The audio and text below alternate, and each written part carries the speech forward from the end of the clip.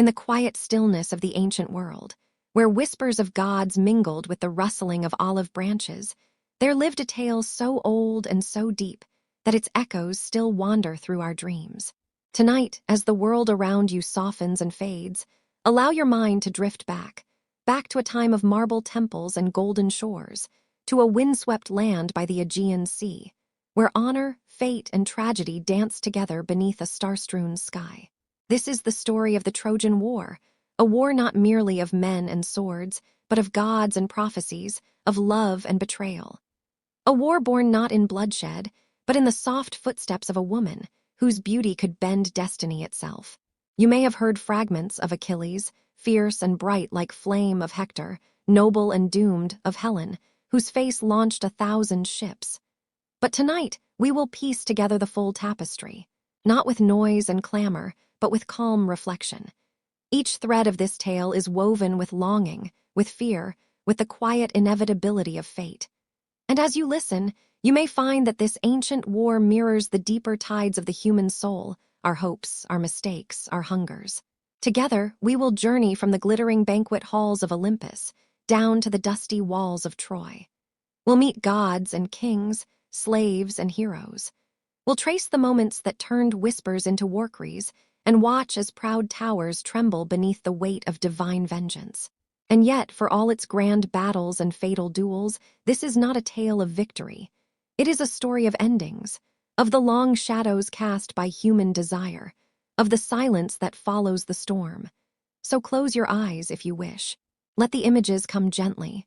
A sea breeze, a single apple of gold, the slow clinking of bronze armor in the dark. You are safe here, adrift in the past. Let the waves of history carry you. Hello, my name is Sherry, and welcome to my channel. So let's begin. In the age before iron rang against iron on the plains of Ilium, before spears clashed and heroes fell beneath Troy's high walls, there was a celebration. A wedding beautiful and grand like none before it. It was the wedding of Peleus and Thetis. Peleus, a mortal man of noble blood, strong and handsome. Thetis, a sea nymph of radiant grace, daughter of the ancient sea god Nereus. The gods themselves gathered upon Mount Pelion for the union. Golden Apollo played his lyre, ambrosia flowed like wine, and laughter drifted like perfume through the trees. But not all were welcome. You see, in the vast halls of Olympus, there was one goddess whom none dared to invite. Her name was Eris, the goddess of discord. She was not a being of gentle winds or warm hearths. No, Eris thrived in unrest, in jealousy, in the crackling tension between friends on the edge of rivalry. And when Eris saw the joy and light of that wedding to which she was not summoned, her envy twisted into something cold and sharp. She would not attend the feast, but she would leave a gift. From the shadows, she slipped into the celebration and cast into the crowd a single object, small, gleaming, deceptively simple, a golden apple. Upon it in delicate script were etched 3 words, "To the fairest!" The apple struck the table and rolled, bright as firelight, through the ranks of the divine. Conversation stopped, music halted, all eyes turned. And then the tension bloomed. 3 goddesses stepped forward. Hera, queen of Olympus, regal and commanding, her eyes cool and calculating. Athena, the gray-eyed goddess of wisdom and war, calm but proud, with a warrior's stillness in her gaze. And Aphrodite, goddess of love and beauty, radiant as the dawn, her every movement a whisper of desire. Each one claimed the apple was hers. Arguments flared. Each goddess had her claim, her reasoning. Hera, wife of Zeus, insisted that her status alone deserved the prize. Athena pointed to her wisdom and courage. Aphrodite only smiled, for she knew the power of beauty, and the ache it could awaken in the hearts of mortals and gods alike. Zeus, king of gods and storm, was caught in an uncomfortable place. Choosing between them would bring only trouble. So, with the wisdom of one who knows when to step aside, he deferred. "There is a mortal," he said, "who lives upon Mount Ida tending his flocks. Let him decide." And just like that, the fate of empires shifted. The goddesses agreed. They would descend to the earth and seek out this shepherd, this man named Paris. But before we meet Paris, let us pause here. Let us linger on that apple just for a moment. Because it was not the sharpest blade or the loudest cry that began the Trojan War. No, it was an apple, a simple token, a symbol of vanity, perhaps, or something deeper, a reflection of how even among immortals, the need to be seen as the most beautiful, the most worthy, can undo even the heavens. And so it is with people, is it not? Sometimes, what breaks the peace is not a sword, but a feeling. A wound to the pride, a word not said, a gesture misplaced. The tiniest seed of discontent allowed to grow in the shadows. Eris knew this. She didn't shout or curse or strike. She only gave a gift, and the world would burn for it. As the goddesses made their way toward the slopes of Mount Ida, the sky above Troy was still soft with morning light. Birds stirred in olive branches. The air was warm and golden, innocent still. And Paris, our shepherd prince, stood with his flock, unaware that soon 3 goddesses would appear before him, each one more radiant than the last, and each one bearing a promise. But those promises, like all gifts from Olympus, came with a cost. So as you rest here tonight, consider this. How often have the greatest storms begun in silence, not with a roar but with a whisper? The golden apple glinted once in the sun, then vanished into the hands of fate. And now we turn our eyes to Paris. He waits unaware as footsteps stir the grass behind him. On the quiet slopes of Mount Ida, the morning air was still. The sky above the land of Troy was soft and clear. Birds chirped in the olive trees, and among the green hills, a young shepherd tended his flock. His name was Paris. But Paris was no ordinary shepherd. He was a prince, the son of King Priam and Queen Hecuba of Troy. As a baby, he had been sent away from the palace because of a prophecy. A dream had warned his mother that her son would bring ruin to Troy. To protect the city, they left him on the mountain to die. But fate had other plans. A kind herdsman found the baby and raised him as his own. And so Paris grew up strong and graceful, unaware of his royal blood. He was known across the land for his fairness and beauty. Some called him Alexander, which means protector of men. Yet he lived a simple life until the day the goddesses came. It began with a sudden shimmer in the air. From the sky, 3 figures appeared.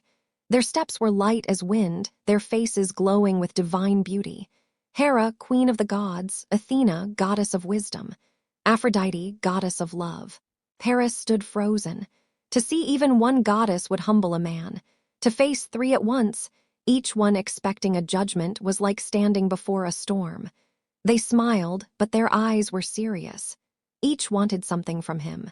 "Paris," said Hera, "you must choose who among us is the fairest. Give the golden apple to the one who deserves it most." Paris swallowed hard. "How can I choose?" To make the choice easier, or perhaps harder, each goddess offered a gift. Hera stepped forward first. "Choose me," she said, "and I will give you power. I will make you king of all Asia and Europe. No man will rule as widely as you." Then came Athena, calm and sharp-eyed. "Choose me, and I will give you wisdom and victory in battle. No army will ever defeat you. You will be a great and noble warrior." Last came Aphrodite. Her voice was soft, like the breeze before spring. "Choose me," she whispered, "and I will give you the love of the most beautiful woman in the world." Paris looked from one goddess to the next. Power, wisdom, love, each offer was tempting. Each one came with greatness, but Paris was young. His heart was not drawn to war or rule. It was drawn to beauty, to the idea of love. He held out the apple and gave it to Aphrodite. That single act changed everything. Hera and Athena stepped back, their faces dark with anger. They had been insulted. They were goddesses, powerful, proud, eternal. And now a mortal had chosen another over them. A seed of hatred grew in their hearts that day, and it would not fade. But Aphrodite smiled. She had won, and she would keep her promise. "There is a woman," she said softly, "whose beauty is beyond compare. Her name is Helen. I will bring her to you." Paris didn't yet know what that meant. He didn't know that Helen was already married, that she was the queen of Sparta, that her husband was a powerful king named Menelaus. He didn't know that this love, this promise, would lead to war. For now, he only knew that the goddesses had gone. The hillside was quiet again. His sheep grazed peacefully, and his heart was full of wonder and desire. But high above, in the heavens, the gods began to move. Hera and Athena would not forget. and Aphrodite had made a promise that would ripple across time. So began the true beginning of the Trojan War, not with swords or ships, but with a choice, a moment, a golden apple, and the promise of a woman whose beauty would launch 1,000 ships. We will meet her next. Her name is Helen. Before the war, before the fire and ruin, there was only her. Helen, her name would echo through time. Poets would call her the most beautiful woman in the world. But who was she, truly? Let us step back into the quiet halls of Sparta, where her story begins. Helen was the daughter of Zeus, king of the gods, and Leda, a mortal queen. Legends say that Zeus took the form of a swan and visited Leda on a calm evening. From that union, Helen was born not like other children, but from an egg glowing with divine life. Even as a girl, Helen was different. Her beauty wasn't just of the face, but of presence. Wherever she went, people paused. There was grace in the way she walked, in the way she smiled, like watching moonlight move across still water. But beauty, in those days, was not a gift without danger. When Helen was still young, she was kidnapped by a prince named Theseus. He thought her beauty belonged to him, but her brothers, strong and loyal, rescued her. The message was clear: Helen would always be desired. And desire, if left unchecked, could lead to disaster. As she grew older, kings and warriors from across the Greek world came to seek her hand, all of them powerful, all of them eager. It is said there were more than 30 suitors, each willing to fight for her. But how could she choose? Her father, King Tyndareus, knew that choosing one man could lead to war with the others. So a clever idea was proposed by a young prince named Odysseus. He suggested that all suitors swear a sacred oath. No matter who Helen chose, the others would promise to defend that marriage. They would protect it with their swords and ships if needed. And so it was done. Helen chose Menelaus, king of Sparta, brother of the powerful Agamemnon. He was a strong ruler, a proud warrior. Their marriage was peaceful. A daughter, Hermione, was born. The halls of Sparta were quiet and golden, but not forever. One day, a foreign prince arrived at court. He was tall and graceful, with shining eyes and a smooth voice. His name was Paris. He had come from Troy, across the sea. He claimed to be on a peaceful visit, welcomed by Menelaus himself. But Aphrodite had guided him. The goddess had promised him the love of the most beautiful woman in the world. And when Paris saw Helen, he knew. This was the woman from the promise. We do not know exactly what passed between them. Some say Helen fell in love with Paris, her heart stirred by Aphrodite's spell. Others say she was taken against her will, her loyalty broken by the will of the gods. History leaves shadows in place of certainty. But one thing is clear. When Menelaus left Sparta on a short journey, Helen and Paris disappeared. Together they sailed across the sea toward Troy. And with that journey, the spark was lit. Back in Sparta, Menelaus returned to an empty palace. His queen was gone, his pride wounded. His oath, the oath of all those suitors, was ready to be called upon. Soon, messengers would ride across Greece. War would be declared. Ships would be built, spears sharpened, because of love or lust or fate. And yet, in that quiet moment of departure, as Helen stood on the deck of Paris's ship, watching the Greek coast fade into mist, perhaps she too wondered, was this destiny or mistake? Did she see the flames in the distance long before they rose? Did she feel the weight of what would come? No one can say. But the world would remember her name, not just as a queen or a wife, but as the face that launched 1,000 ships. And now we turn to those ships. We turn to the kings who answered the call. The war has not yet begun, but the winds are rising. The halls of Sparta stood cold and silent. Helen was gone. Menelaus, once a proud and honored king, now paced the marble floors of his palace with a heart burning in silence. His wife had left him, stolen or seduced, by a foreign prince from Troy, a man he had welcomed as a guest. Dishonor clung to him like a shadow. But Menelaus was not alone. He had something more powerful than sorrow. He had a promise. Years before, when Helen was still unmarried and her suitors lined the halls like stars in the night, her mortal father, Tyndareus, had faced a great risk. So many powerful kings had come, and if he chose one, the others could turn against him. Greece could be torn apart. But then, young and clever Odysseus, Prince of Ithaca, had made a suggestion, a solemn idea that would bind them all. Let every suitor swear an oath. Whoever Helen chose, all others must defend her marriage. If anyone tried to take her, they would rise as one. That was the oath of Tyndaris. And now Menelaus called upon it. He went to his brother, Agamemnon, the high king of Mycenae, powerful, ambitious, a man not easily moved by emotion. But Agamemnon saw the opportunity, not just to avenge his brother's honor, but to unite all of Greece under a common cause. War would forge power. War would write his name into the stone of history. Together, they sent messengers across the lands of Greece, from rocky Ithaca to shining Pylos, from towering Argos to distant Thessaly. "Remember your oath," the messengers said. "Helen has been taken. Stand with Menelaus, stand for Greece." And they came. One by one, the great kings and heroes answered the call. There was Odysseus, reluctant and cunning. He had no wish for war, for he had just married his beloved Penelope, and their infant son, Telemachus, was still in his cradle. So when the summons came, Odysseus tried to avoid it. He yoked an ox and a donkey to his plow and sowed salt upon his fields, pretending madness. But the messenger, shrewd as he was, placed baby Telemachus before the plow. Odysseus stopped. His heart betrayed his plan. He would go to war. Then came Nestor, the wise old king of Pylos. His beard was white with age, but his mind was sharp, and his voice carried stories of past battles. He came not just to fight, but to guide the young. Ajax the Greater from Salamis followed, a tower of a man, fierce and honorable. He was said to be second only to Achilles in strength.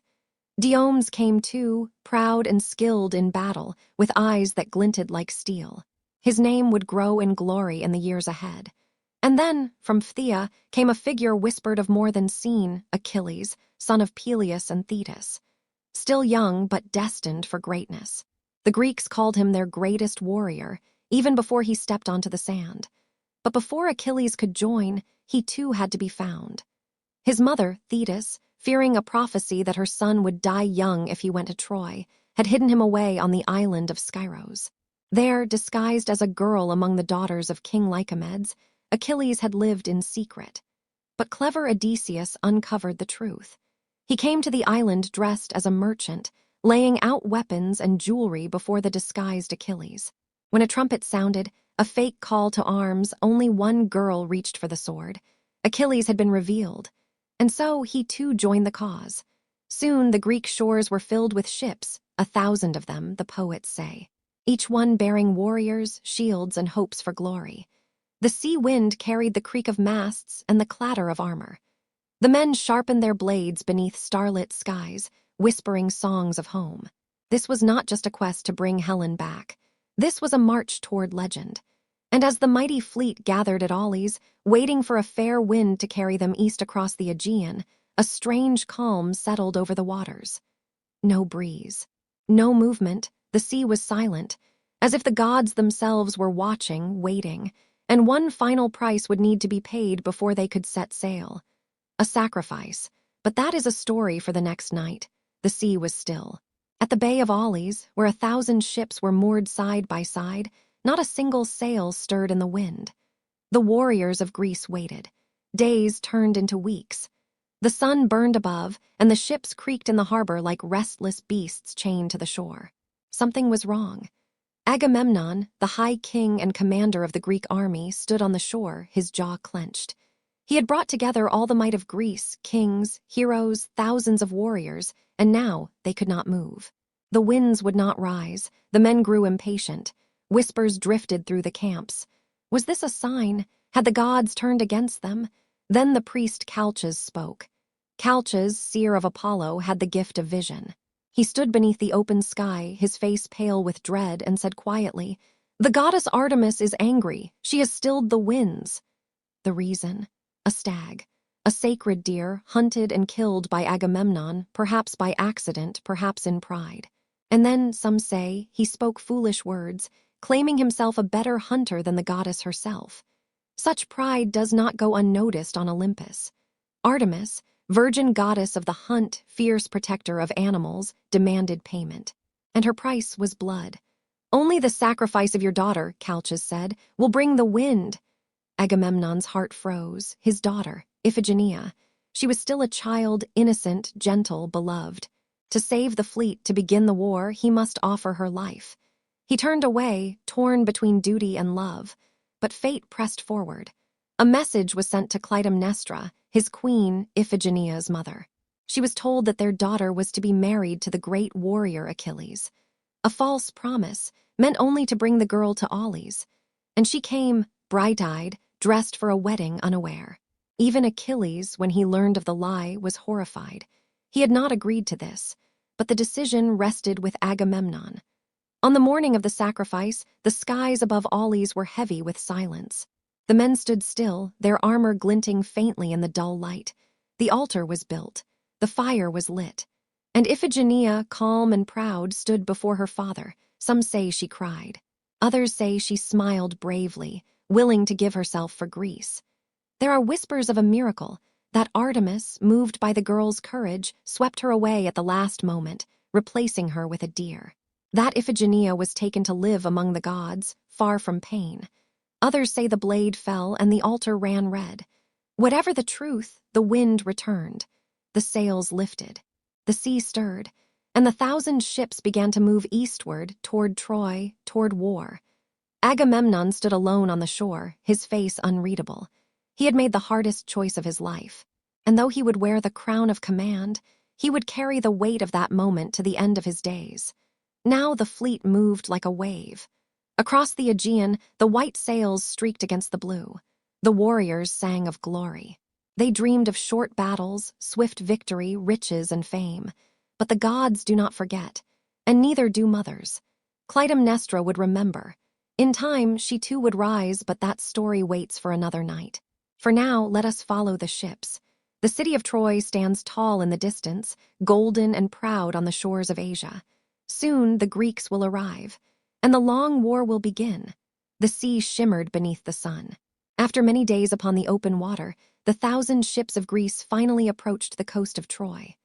From afar, the city rose like a crown of stone, high walls of white and gold, towers reaching into the sky, proud and unshaken by the coming storm.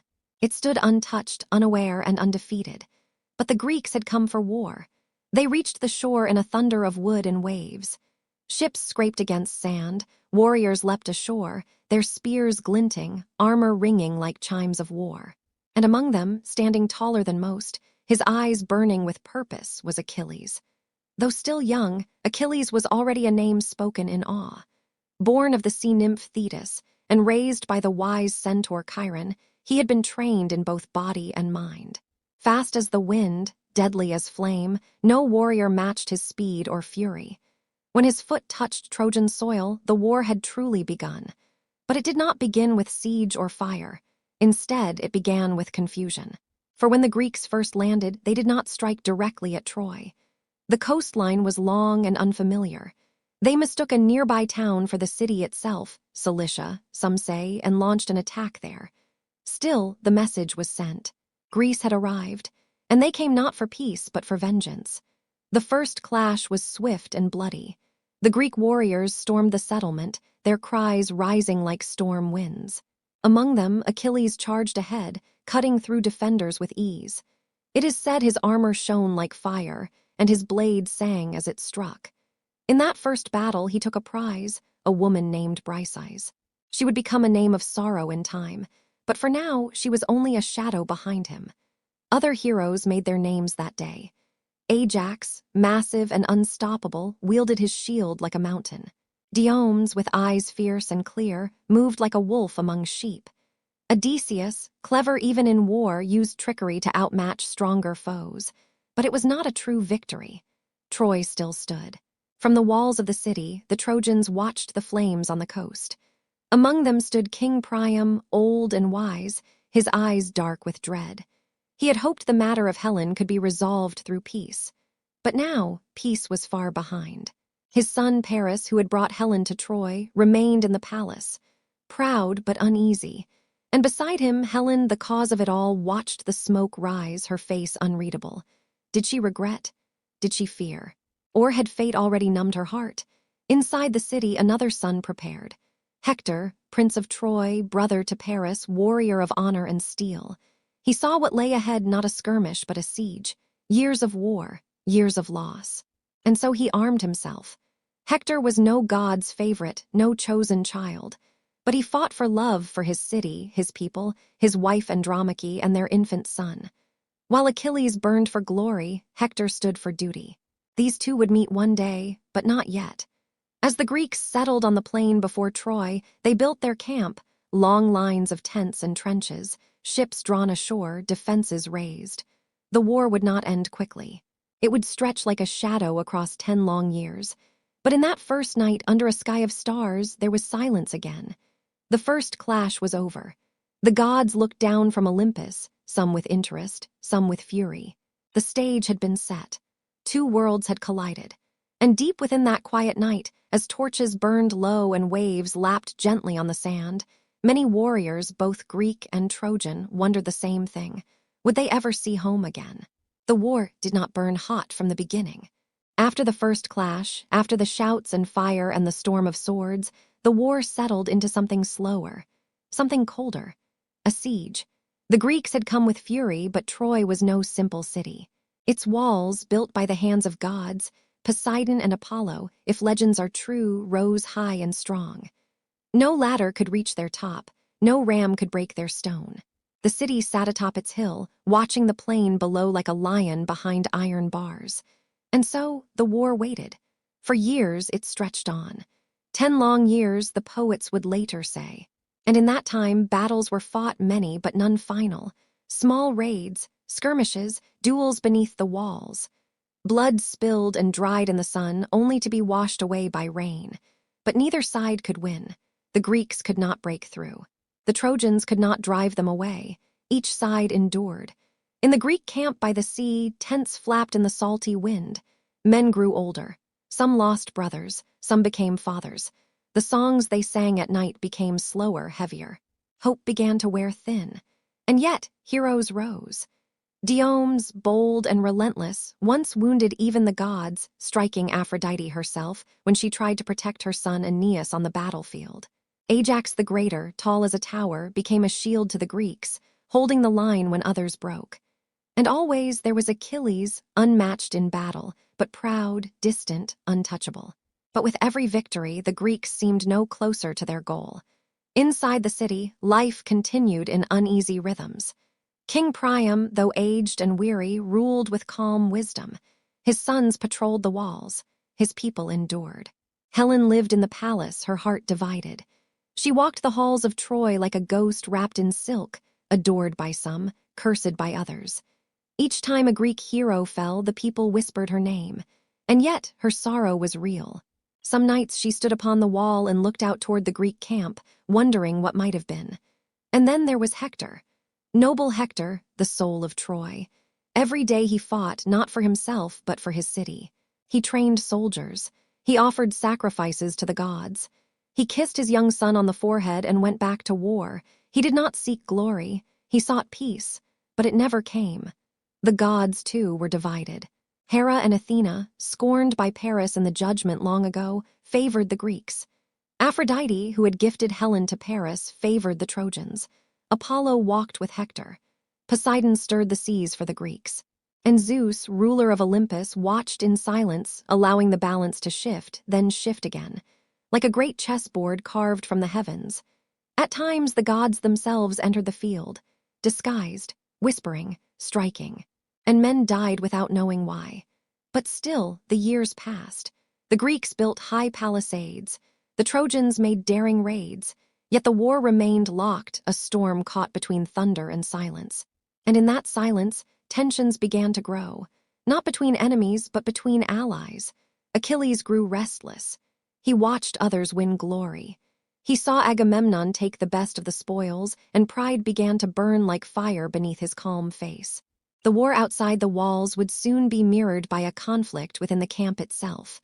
A quarrel was coming, not with sword or spear, but with pride.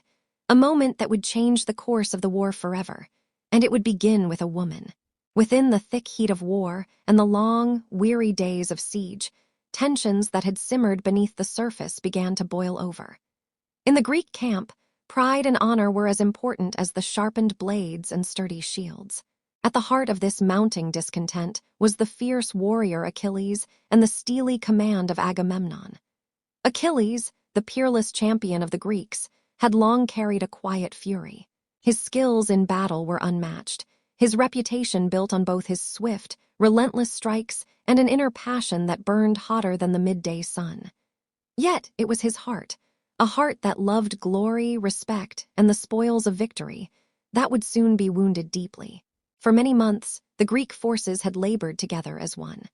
They fought side by side, united by the oath sworn long ago in the halls of Sparta. But as the campaigns dragged on and the wind of war grew colder and more desperate, Agamemnon's decisions began to create fractures among the ranks. The High King, whose ambition was as vast as the sea they sailed upon, had made choices that would soon echo through every camp and every battlefield. Among these choices was one that struck the delicate balance of honor, a decision that would ignite a fierce quarrel between two great men. The dispute centered upon a captive, a woman of beauty and grace, taken as a war prize. For Achilles, this woman, known to him as Briseis, was not simply a spoil of war. She was a token of his honor and his hard-fought valor. Every victory, every struggle he had endured for the glory of Greece was now measured in the value of his spoils, a symbol of what set him apart from the mere mortals who fought alongside him. Agamemnon, however, saw the prize differently. To him, as the appointed leader, Briseis was part of the necessary sacrifices and symbols of power that a commander must wield. In a moment that stoked the flames of pride, Agamemnon claimed her for his own as an offering to his ambition.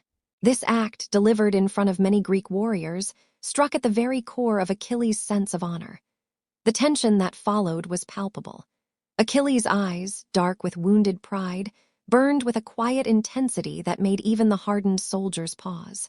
In hushed tones and furtive glances, the men of the camp witnessed a breach, a rift that not even their common oath could entirely mend. Rumors swirled like dust in the air, that the great Achilles would no longer fight for Agamemnon's cause, that his withdrawal could turn the fate of the entire war on its head.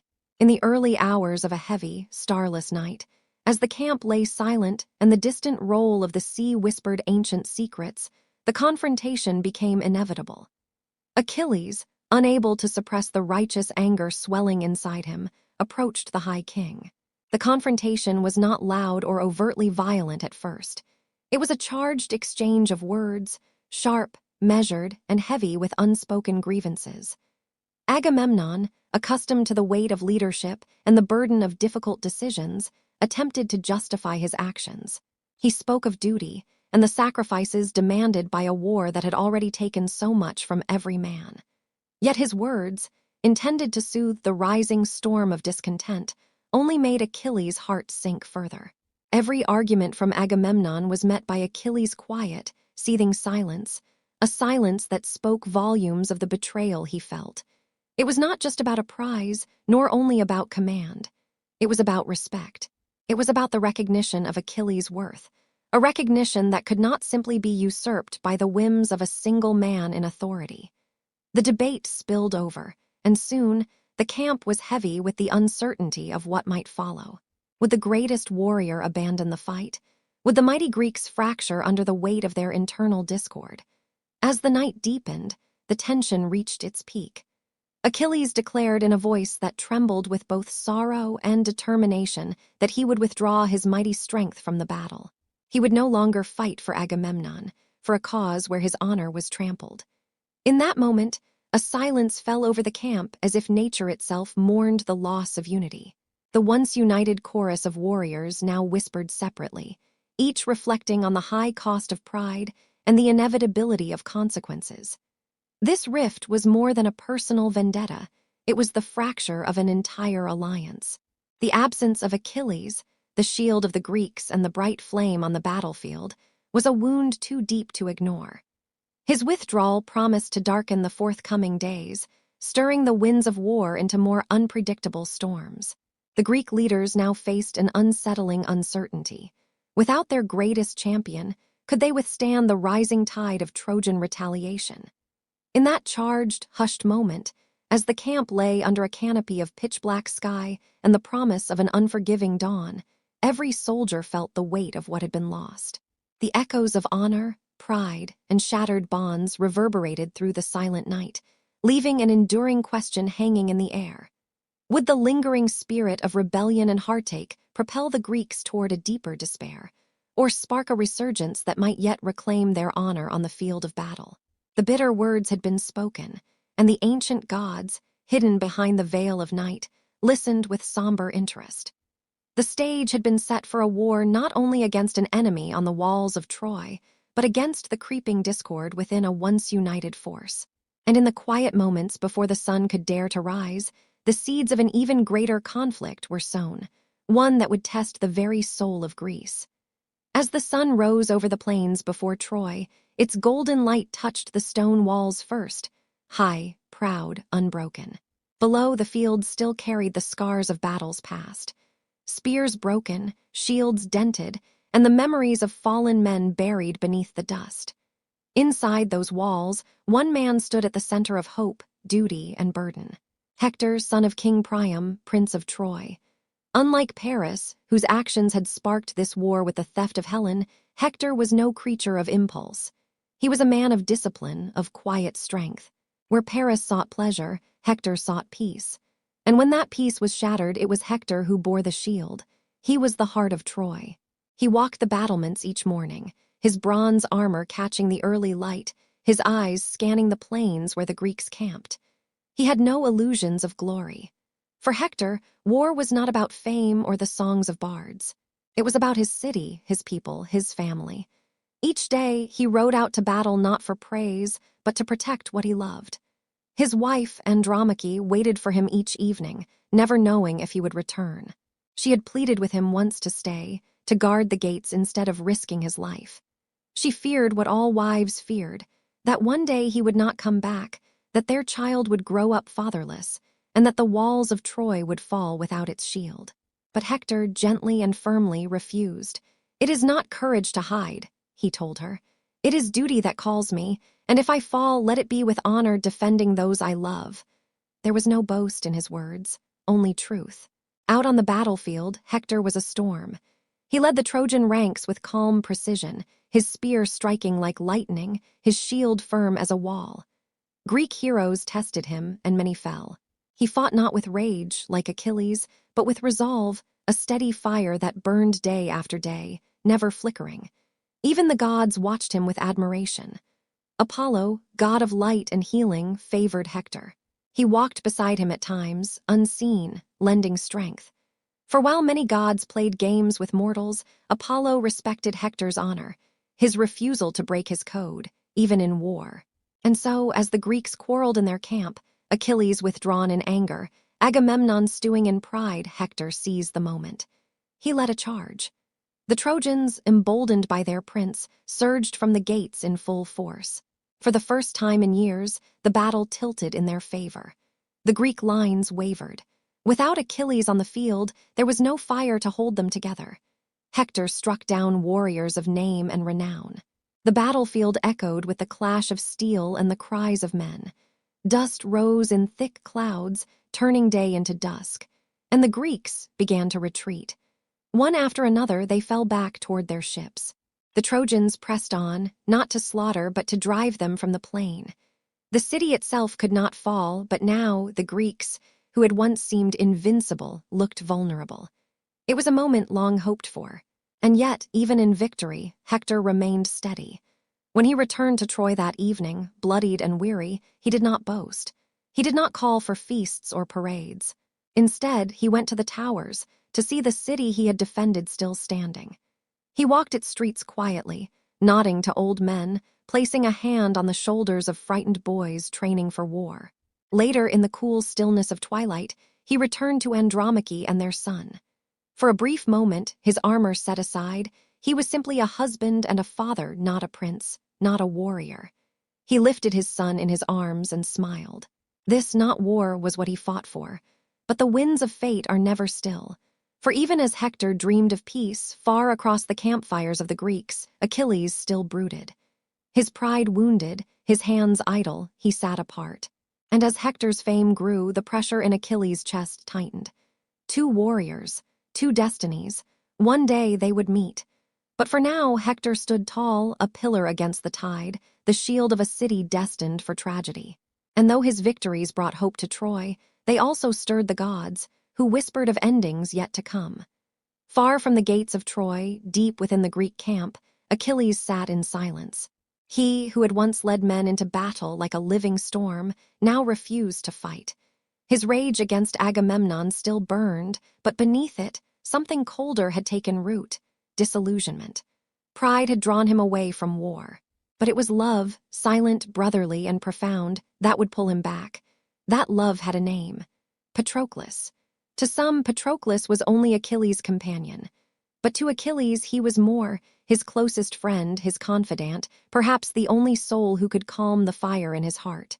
They had grown up together, fought side by side, and shared every joy and sorrow since youth. Achilles was the warrior, the glory seeker. Patroclus was the gentler one, the healer, the heart.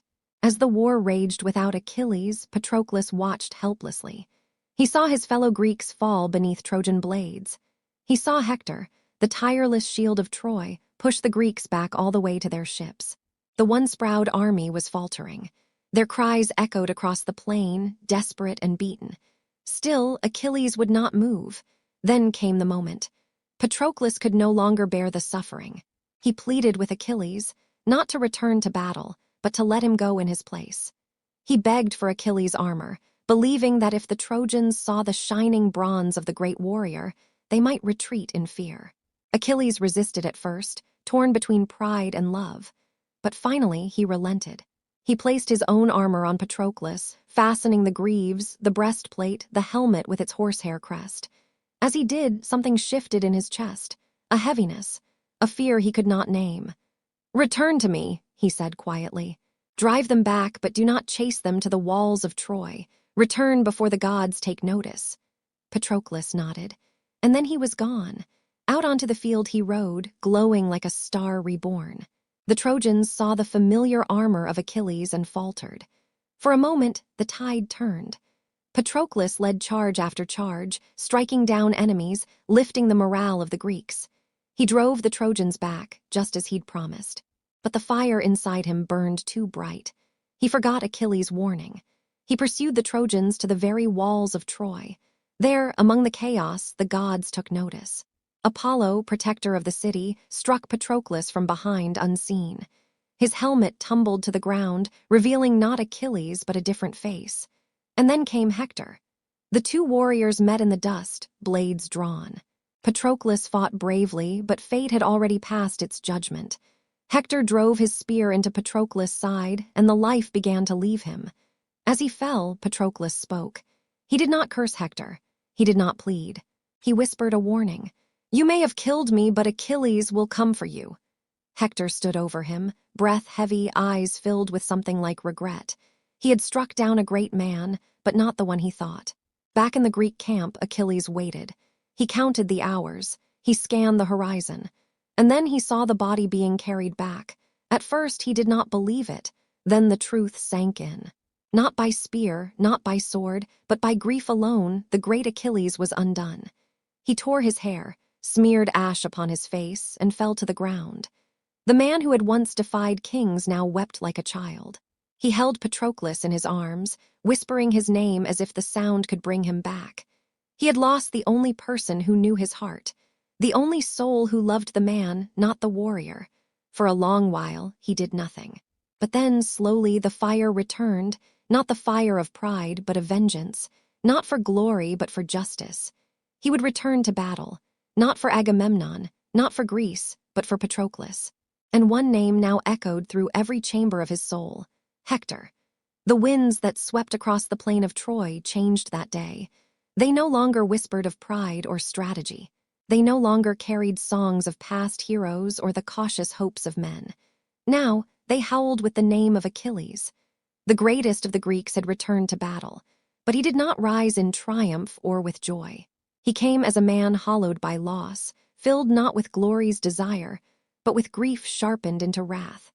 His steps were slow and heavy, his eyes distant, and every soldier who looked upon him saw something different now. The Achilles who once fought for fame had died with Patroclus. What remained was vengeance. He stood before the sea, tears still fresh upon his face, and cried out not to the sky but to the gods. He begged his mother, Thetis, the sea nymph, to bring him new armor, for his had fallen with Patroclus.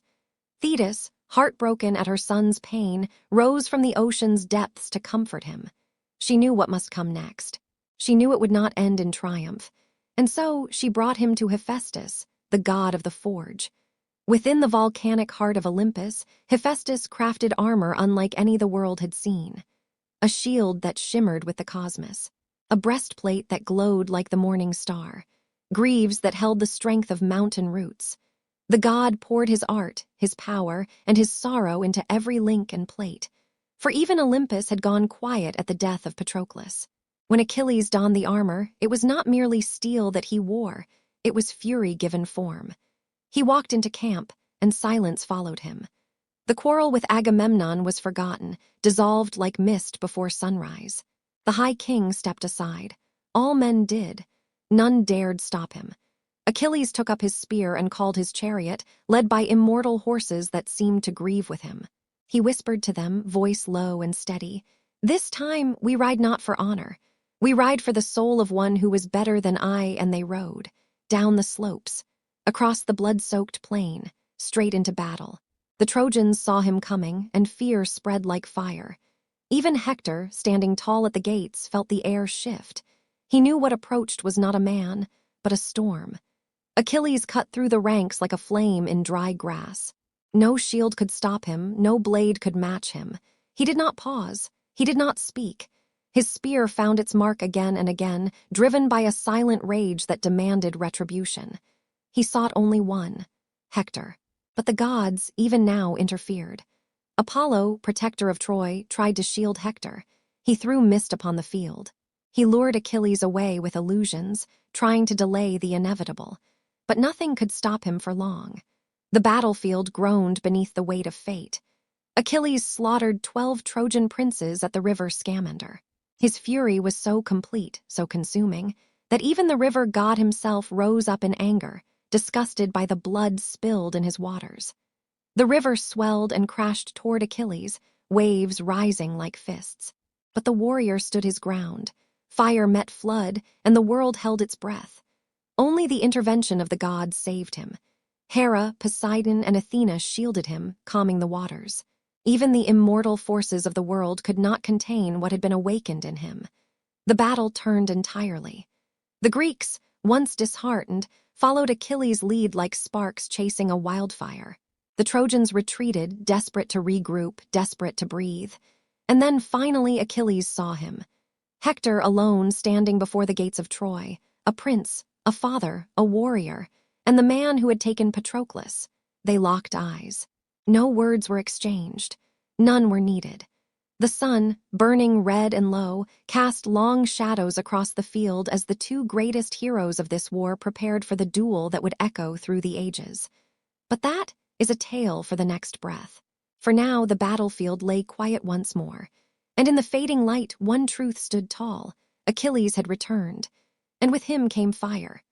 The sun hung low over Troy, a glowing ember in the sky, casting long shadows across the battlefield. There, before the gates of the ancient city, two figures stood alone. Hector, prince of Troy, defender of its people and the soul of the city. Achilles, son of Thetis, born of sea and fire, consumed now not by glory, but grief. They faced one another in silence. Behind Hector, the high walls of Troy stood solemn and still. From the battlements, his wife Andromache, his aged father Priam, and the people of the city watched with bated breath. The fate of Troy, they knew, rested on the sword of one man. But Hector, though his heart trembled, did not run. He had thought of it. Briefly.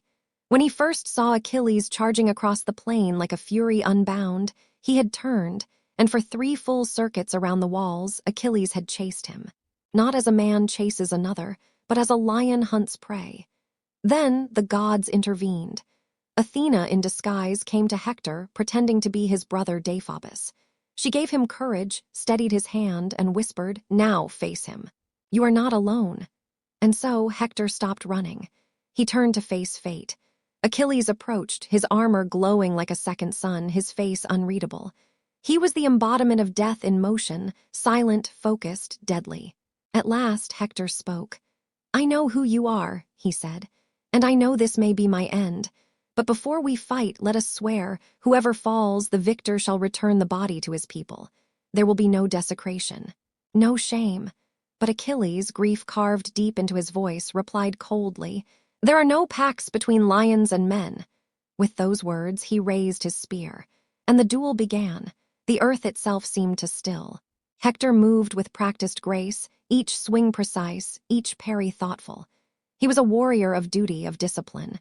But Achilles was something else now. Faster than thought, stronger than fear, he attacked with relentless fury. Steel rang against steel. Dust swirled around them, and the walls of Troy echoed with the clash. Each strike told a story of love lost, of cities defended, of fate looming near. Hector aimed for Achilles' neck, but missed. Achilles feinted left, then drove his spear deep into Hector's side. The Trojan prince fell to his knees. He looked up, his breath leaving him in slow, ragged bursts. "Remember my request," he said quietly. "Return my body to Troy. Let my father bury me." But Achilles, heartbroken and blinded by pain, refused. "This is the price," he said. "You took Patroclus, and now the dogs will feast on you." He pulled his spear free, and Hector's last breath slipped away. From the battlements, cries rose into the air. Andromache collapsed. Priam tore his robes. The people wept not just for their prince, but for the beginning of the end. Achilles was not done. He tied Hector's body by the ankles to his chariot and, in fury, dragged it around the walls of Troy. Dust and blood followed him. It was not victory, it was grief, raw and unbearable. Even the gods turned their faces away. For this was not the end of the war, but it was the end of something sacred. Two great warriors had met, one for love, one for duty, and destiny, cold and unyielding, had claimed them both.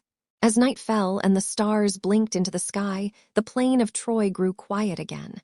But far across the battlefield, an old man began to walk. His name was Priam, and he would do what few dared. He would enter the camp of his enemies. He would kneel before the killer of his son, to beg for the body of Hector. The night had fallen heavy over Troy, casting a velvet silence upon the wounded earth. The fires of battle had dimmed, but not the grief.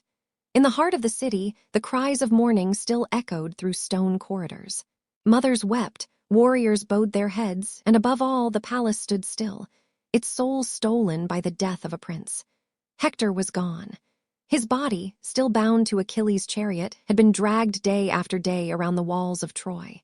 A punishment, a warning, a sorrow too great for words, but one man could not look away.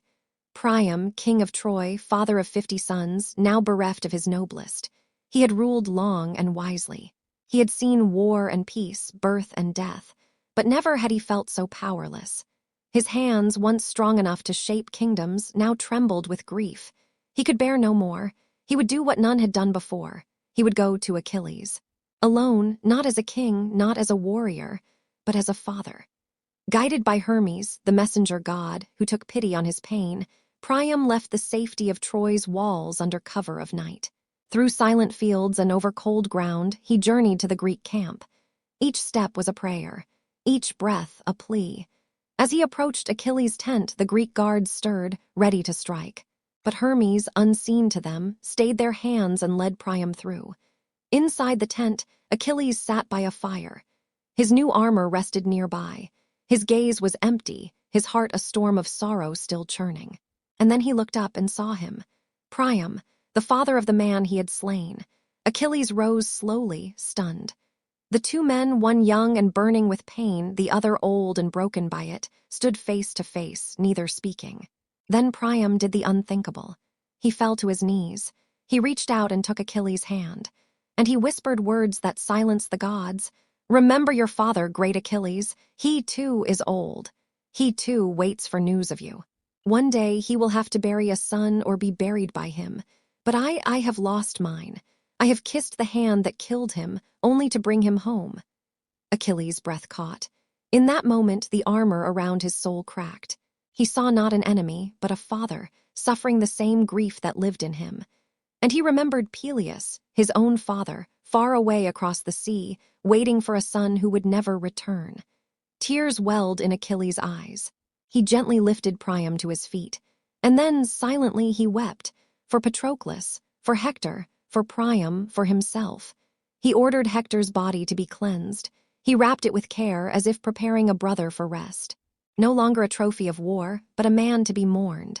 At last he returned the prince to his father. No gold was exchanged, only tears. For one night the war paused, no spears, no swords. Only silence and the shared sorrow of two grieving men. Priam left the tent with Hector's body cradled in his arms, carried back through the still night toward Troy. Behind him, Achilles sat alone, staring into the flickering fire. Something had shifted in the heart of the storm. Not peace, not forgiveness, but a glimpse, however brief, of our shared humanity, even in the depths of war. And as the first pale light of dawn crept over the horizon, the plain of Troy held its breath once more. The days passed, but the winds of fate never rested. Troy, though still standing, had begun to lean into the shadows of its final hours. The death of Hector had not ended the war, but it had opened the first true wound in its heart. Without its prince, its shield, the city no longer sang the songs of confidence. Hope had become a whisper, and the people had begun to count their days in prayers rather than victories. Achilles himself would not live to see Troy fall. Shortly after returning Hector's body to Priam, he met his own end, struck by an arrow to the heel, the only place the gods had left mortal.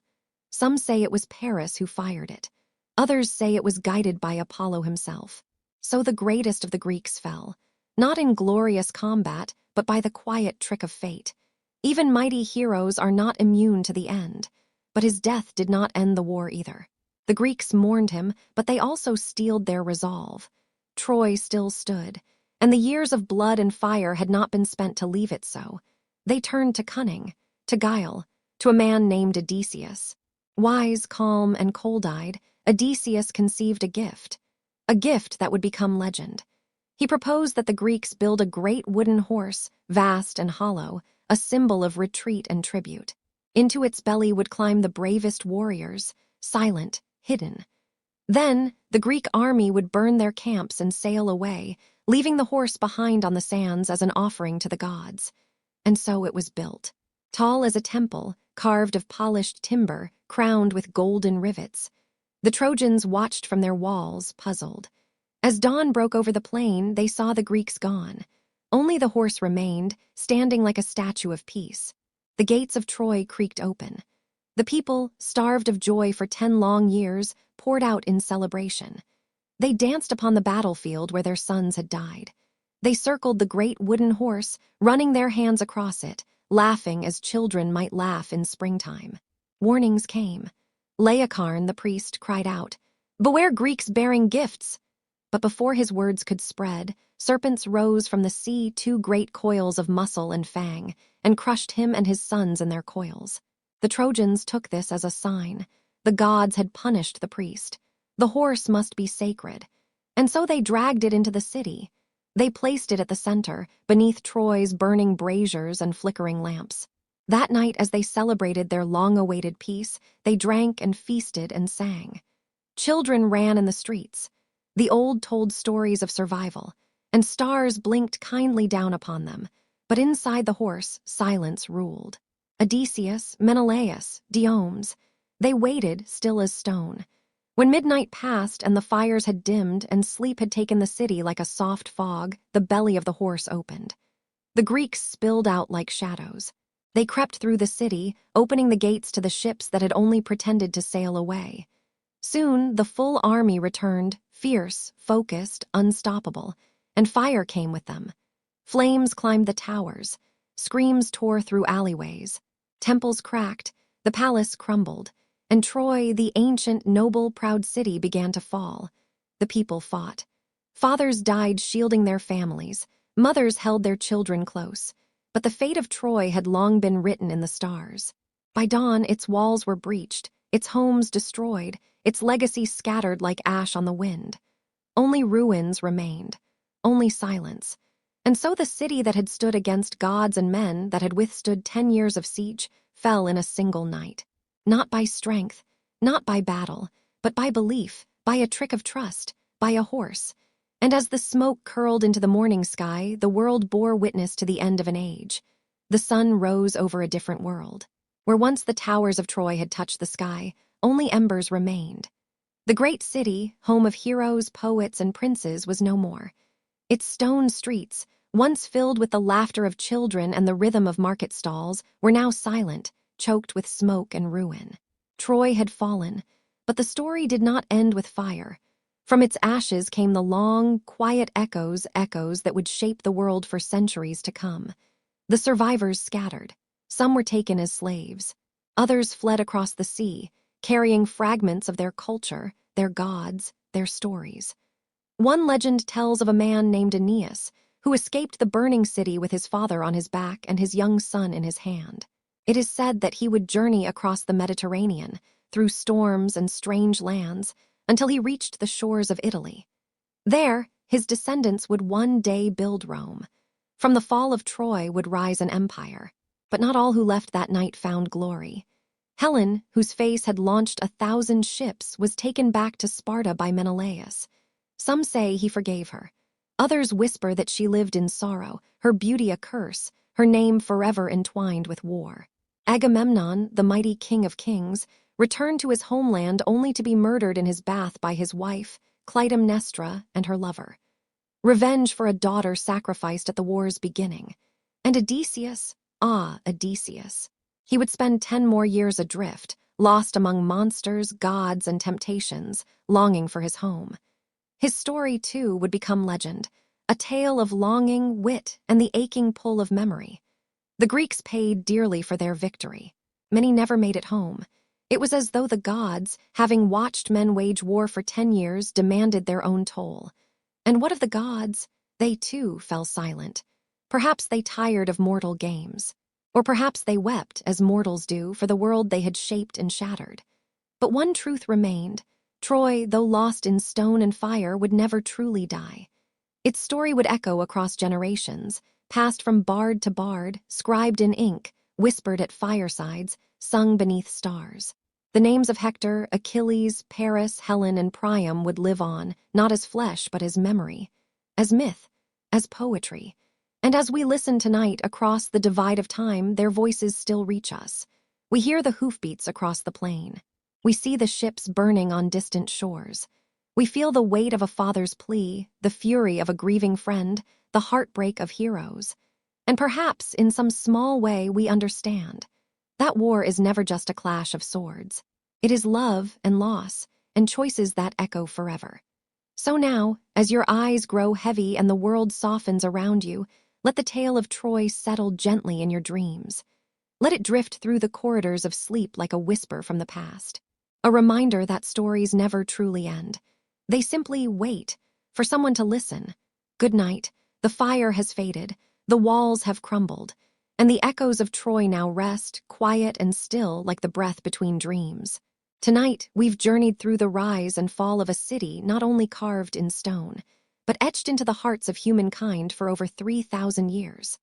A place where honor and grief, love and vengeance, hope and despair all lived side by side, woven together in the long twilight of myth and memory. These were not merely heroes and kings, they were reflections of us, of our longing to be remembered, of our search for meaning in suffering, of our yearning for peace. As you rest now, perhaps you carry with you not just the images of battles and burning towers, but something quieter. The echo of a father's footsteps, the stillness of a duel at dusk, the tender sorrow of stories that never truly end.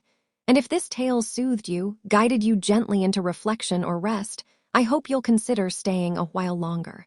Subscribe to the channel if you'd like to fall asleep to more stories like this, where history meets calm, and every night brings a journey through time. Tap the bell icon so you never miss a bedtime adventure.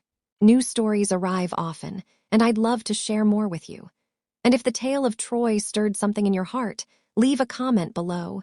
Tell me what part stayed with you, what moment you saw most clearly behind closed eyes. Finally, if you'd like to support the channel and help keep these quiet journeys alive, you'll find links below where you can do just that. No pressure, only if it feels right. For now, close your eyes. Breathe deeply, and let the city of Troy fade gently into the mist of dreams. Thank you for being here, truly. Until next time, sleep well, and good night. Sherry.